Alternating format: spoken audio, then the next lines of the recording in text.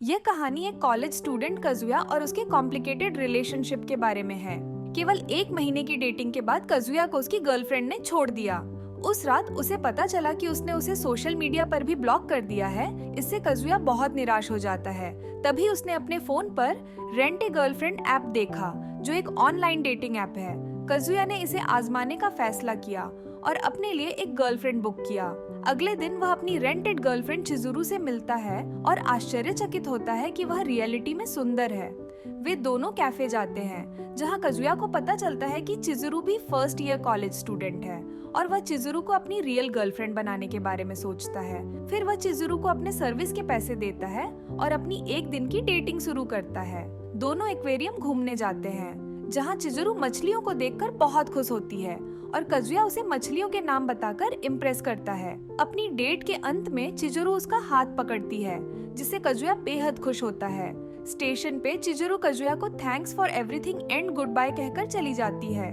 उस रात वह डेटिंग ऐप पर दूसरे लोगों के कमेंट्स पढ़ता है और उसे पता चलता है कि चिजुरू हर किसी के साथ ऐसा कर रही है। कजुया बहुत गुस्सा हो जाता है कि जो कुछ भी आज डेटिंग में हुआ वह सब बस एक्टिंग थी और गुस्से में वह चिजुरू को 1 स्टार रेटिंग देता है और कमेंट करता है कि वह कॉमन मछलियों के नाम भी नहीं जानती है। वह चिजुरू से बात करने के लिए उसके साथ फिर से बाहर जाने का फैसला करता है। अगले दिन वह चिजुरू से फिर मिलता है, लेकिन चूंकि उसे वह बहुत प्यारी लगती है, इसलिए वह कुछ नहीं कह पाता।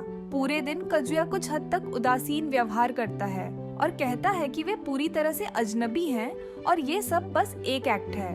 वे फिर से एक्वेरियम जाते हैं, जहां चिजुरू मछली के बारे में बात करना शुरू करती है। कजुया को एहसास होता है कि उसने डेट के लिए तैयारी की है और उसे अपनी पुरानी गर्लफ्रेंड की याद आती है, जिससे वह चिजुरू पर चिल्लाने लगता है कि ये सब दिखावा करना बंद करो।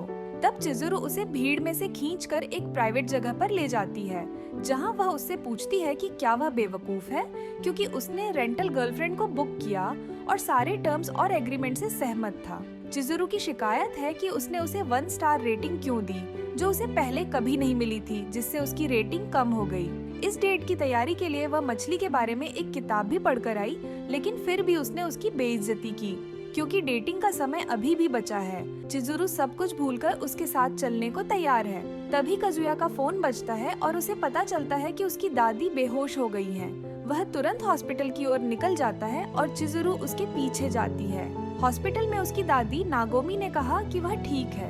वह काजुया के साथ एक लड़की को देखती है और उसके बारे में काजुया की माँ से पूछती है। माँ बताती है कि वह उसे ले आई थी क्योंकि वह काजुया के साथ थी, लेकिन उसके माता पिता को वास्तव में संदेह है कि वह उसकी गर्लफ्रेंड है। दबाव और उपहास महसूस करते हुए कजुया ने कहा कि चिजुरू उसकी गर्लफ्रेंड है। तब चिजुरू भी अपना परिचय इसी रूप में देती है और सभी से बिना इजाजत यहाँ आने के लिए माफी मांगती है।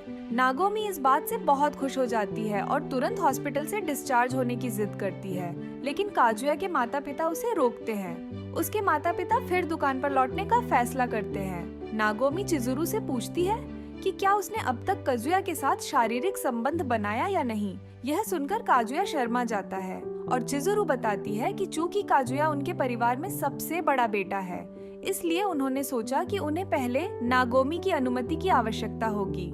यह सुनकर नागोमी ने उन्हें परमिशन दे दी और उठकर अपने दोस्तों को बुलाकर उन्हें चिजुरू से मिलवाना चाहती है।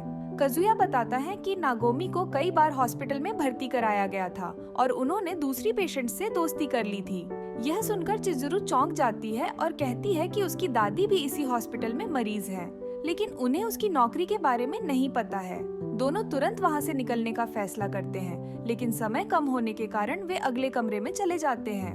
कुछ देर बाद नागोमी उस कमरे का दरवाजा खोलने लगती है।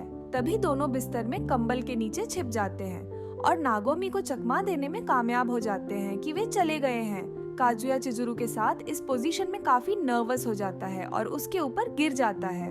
तभी चिजुरू लात मारकर काजुया को नीचे गिरा देती है और दोबारा ऐसी हरकत न करने की चेतावनी देती है। शोर होने के कारण चिजुरू की दादी सयूरी ने उन्हें देख लिया।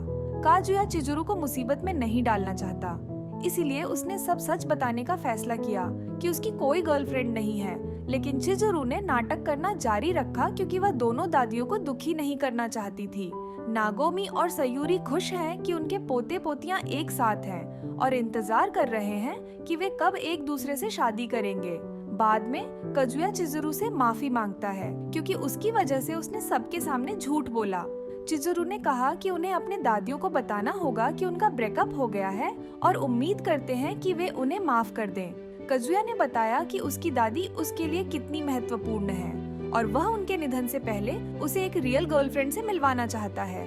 वह उदास होकर कहता है कि उसके पास एक लड़की थी, लेकिन उसने दादी से मिलने से इनकार कर दिया और फिर उसे छोड़ दिया। उसे भुलाने के लिए वह चिजुरू से मिला ताकि उसका अकेलापन दूर हो सके। कजुया ने उसका फिर से शुक्रिया किया और चिजुरू ने कहा कि अगर फिर अकेलापन महसूस हो तो उसे कॉल करे। यह कहकर वह चली जाती है। कजुया ने बाद में चिजुरू को 5 स्टार रेटिंग दी और उसे अब कॉल न करने का फैसला किया। वह अपने कॉलेज लाइफ को जारी रखने का फैसला करता है। हालांकि अगले दिन वह चिजुरू से कॉलेज में आकस्मिक रूप से मिलता है। इस वीडियो का अगला पार्ट देखने के लिए डिस्क्रिप्शन में दी गई लिंक पर क्लिक करें। वीडियो देखने के लिए आप सभी का धन्यवाद। अगर आपको यह वीडियो पसंद आया है तो वीडियो को लाइक और शेयर करें और ऐसी वीडियोस देखने के लिए मेरे चैनल को सब्सक्राइब करें।